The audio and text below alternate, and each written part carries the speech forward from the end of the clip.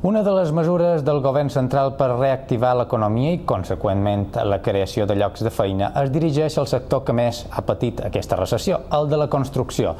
Avui el Consell de Ministres ha aprovat un document anticrisi amb mesures com la reducció de l'IVA per a les obres de reforma.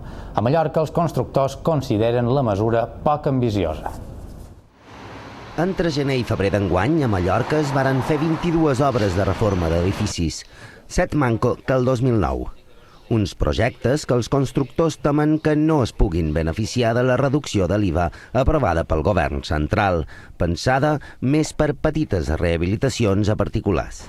De ser així, l'Associació de Constructors de Mallorca troben poc valenta la mesura anticrisi perquè consideren que s'ha d'ampliar a edificis complets i negocis. Esta medida del IVA súper reducido al 7 o al 8, veremos cómo queda, debiera afectar a todo tipo de rehabilitación, no solamente de viviendas, sino de cualquier edificio que se vaya a rehabilitar. Els constructors també critiquen que per optar a l'IVA reduït el cost del material per les reformes no pot superar el 30% del cost de l'obra, el que passa en poques ocasions. Entenen que per lluitar contra l'economia submergida del sector, la mesura no basta. Gómez recorda amb ironia que aixecar aquest sector de la crisi reverteix. Toda esta actividad generará más impuestos que, como decía antes, vuelven a las arcas de las administraciones.